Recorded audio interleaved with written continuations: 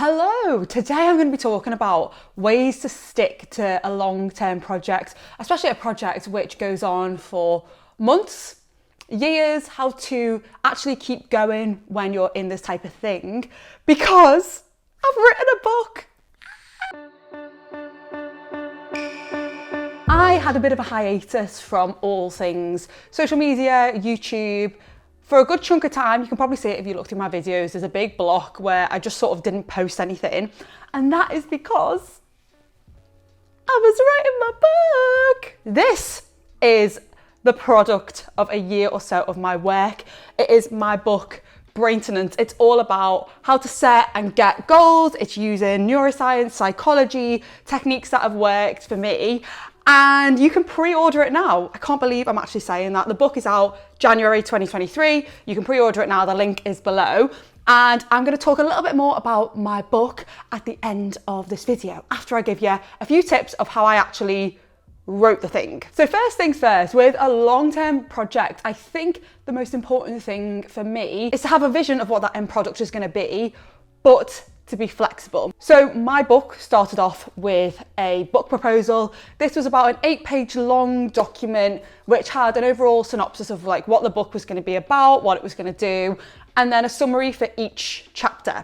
Now, if I look back on that proposal compared to the final product of the book, oh my God, it's so different. The structure is completely different, and the content as well, some of it is the same, but much more evolved. And if I compared them side by side, it's almost like a completely different book. In my virtual notepad, I use Notion, up to people what they use, but I use Notion. What I did was for each of these chapter descriptions that I'd made initially in my proposal, I made a page for each of them. So I used those initial chapter plans to help me start doing research. But as I started doing research, I obviously found things that I thought, oh, that's a whole other chapter in itself. That chapter now doesn't quite work. Let's break it down into 2 or 3.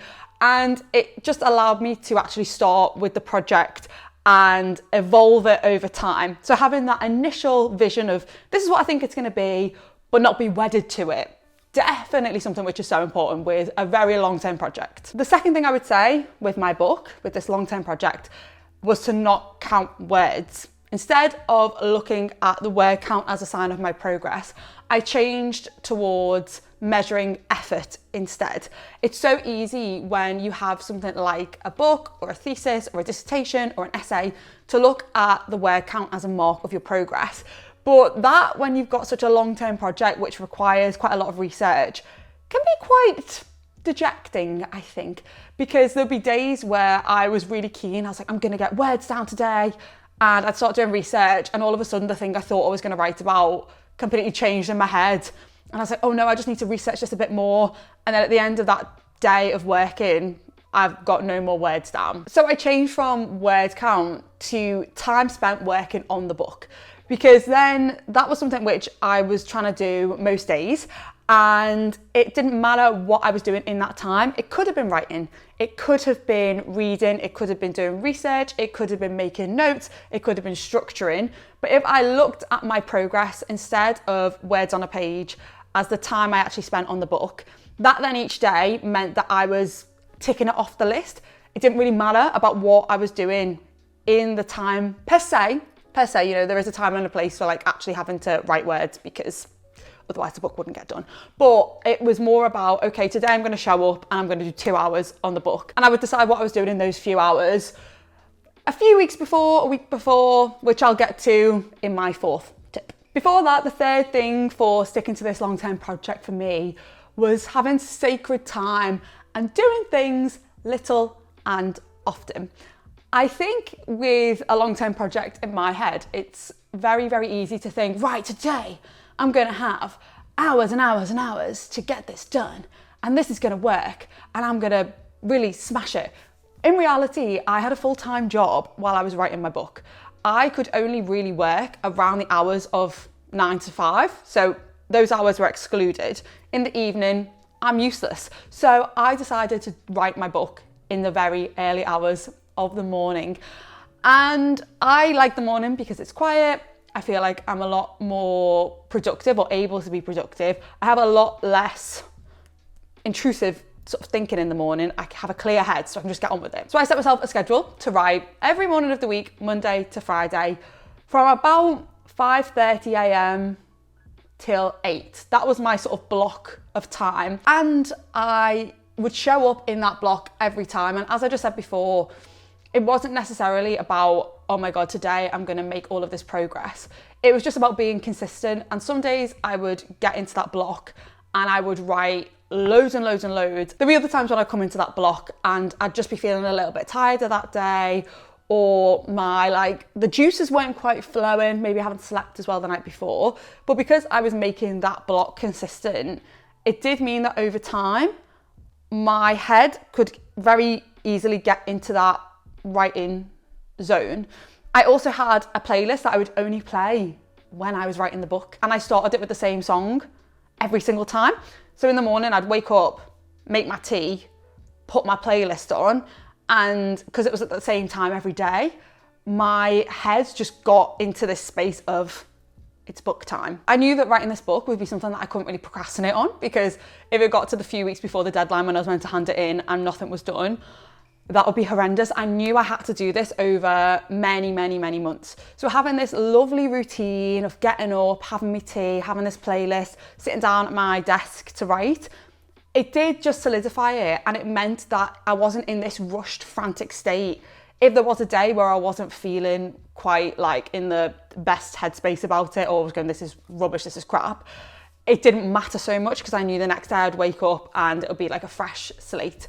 So yeah, taking away the time pressure as well, building up a routine around writing that was very sacred, and I did it every day, was just amazing. And I actually miss it a little bit now. I miss that daily writing routine. Fourth thing for me is chunking. Chunking is so important with a big project. That is breaking it down into really, really small components. Because when you have such a big thing like writing a 70,000 word book, I would feel so overwhelmed if that was all I was thinking about every time I sat at my desk to write. What I had to do was break down the entire writing process of this book into really small goals that would allow me to structure them into those 2-hour working blocks that I'd have every single day. To get this structure together, I actually used the first chapter as almost a trial and error, because I didn't know what my writing was gonna look like, my writing routine, because I've never written a book before.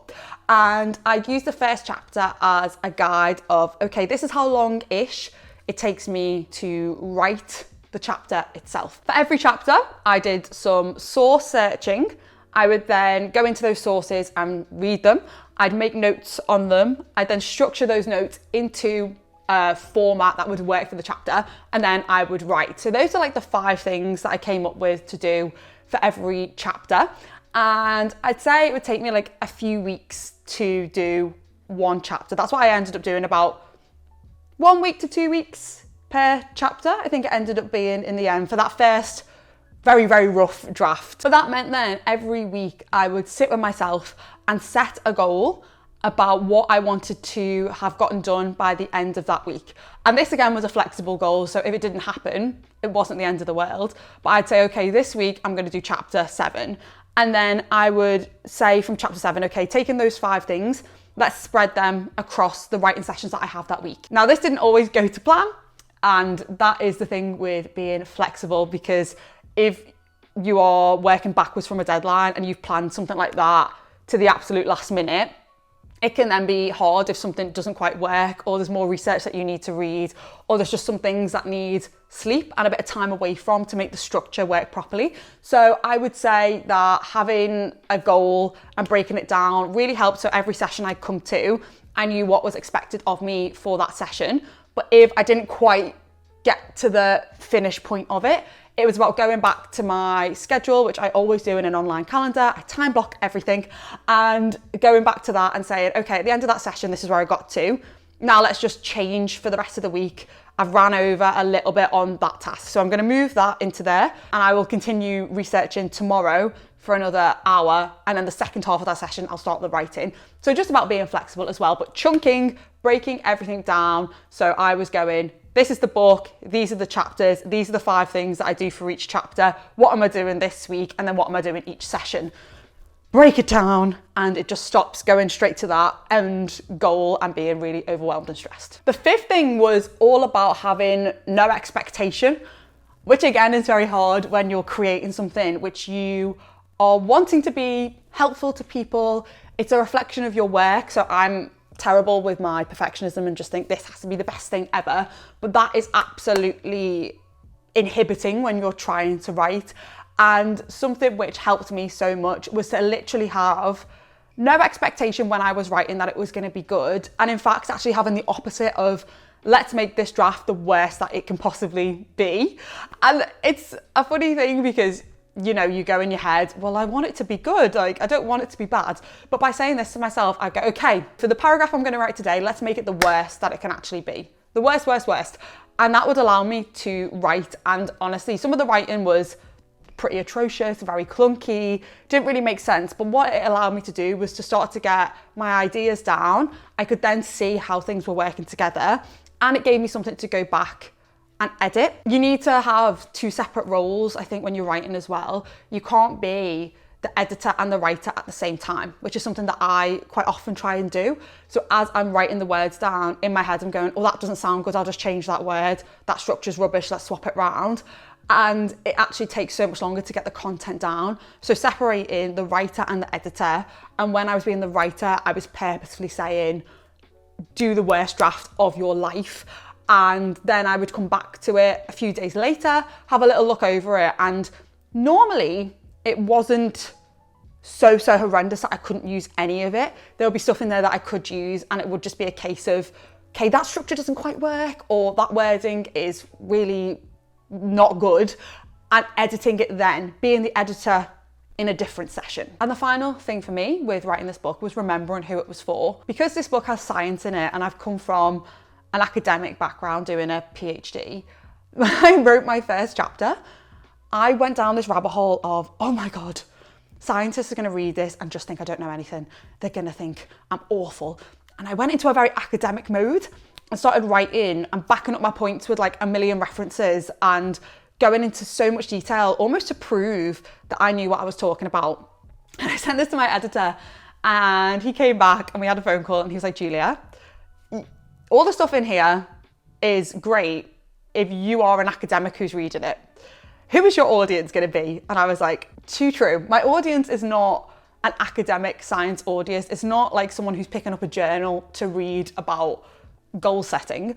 It is for a person who genuinely wants to make a change, who genuinely has a goal that they just don't know quite how to reach, don't know where to start with planning. It's for that person. And having that in my mind when I was writing was so useful, because it stopped me from going into that very academic type of writing. So remembering who it was for really helped with writing in the tone that the book needed, and it helped with motivation, I'd say. So if there was a time where I was like, oh my God, this is terrible and I don't like it and all of that, I would ask myself the question, if I was reading this and I had a goal, would this help me?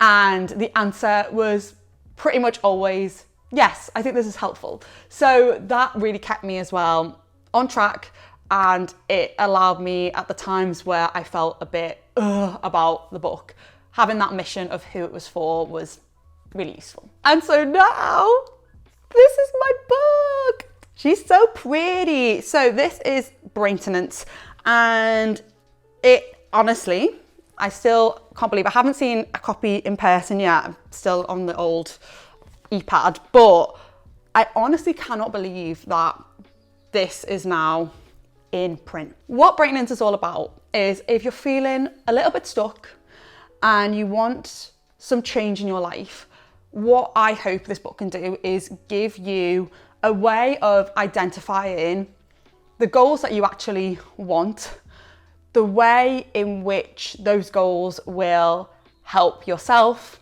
help other people, and some of the methods you need to get there, and how then to structure those methods into a day-to-day plan.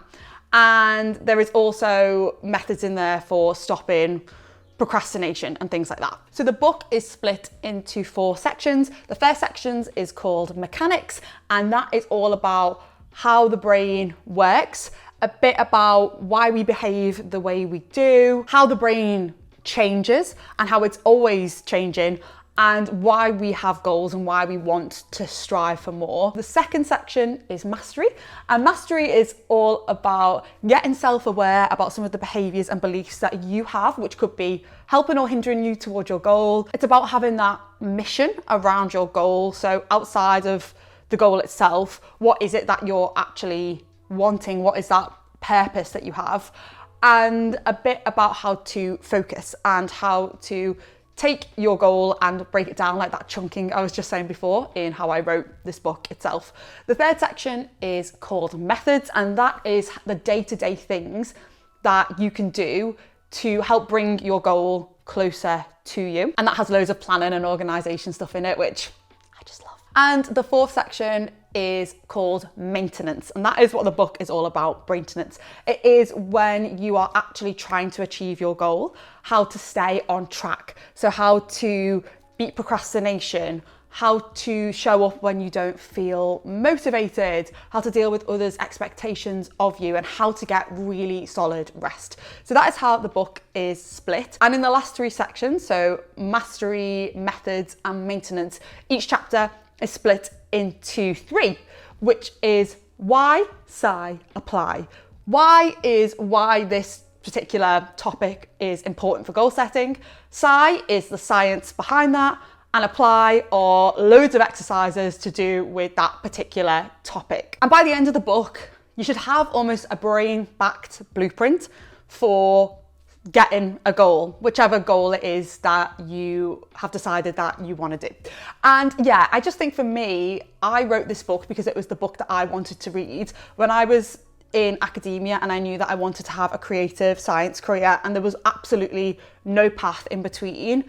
This book is what I wanted to read, and it's sort of what I've learned along the way from transitioning from a PhD, and I now work in science media, how to make that transition happen. But it's not just about that one career path, it's just all of the little methods that have really helped me, and so should help in any goal to do with fitness, career, relationships, just, yeah, health, all of those different types of goals. So it should apply to anything.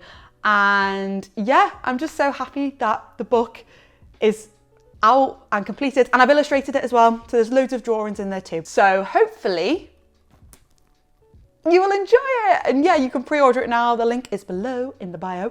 And yeah, if you like things about goal setting, why we behave the way we do, neuroscience, then you can subscribe to the channel because more videos like that will be coming, and I will catch you in the next one.